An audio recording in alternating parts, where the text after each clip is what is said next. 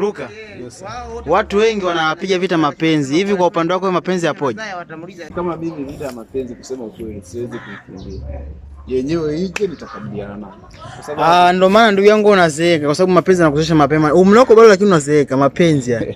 Kaka, usicheke. Mbele yako sio hayo. Kaka, tatizo utamu. Utamu mwanangu, utamu baba. Ndio unasababisha baba. Sasa siku ngoja upate ile ukimwi ndio utajua utamu. Ukimwi ni matokeo.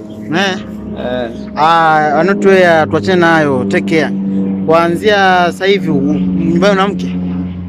Mke sina, maana nikioa mimi najua utamu tayari na upoteza. Yaani utakuwa na mke utatulia. Kwa ina maana sasa hivi utamu unaupata kwa yani ukiutaka tu unaupata. Mwaka 2020 baba huu. Watoto 2000 wapo. Kwa hiyo ukioa mke utamu upate? Utamu haupati tena. Kwa nini upate? Utakuwa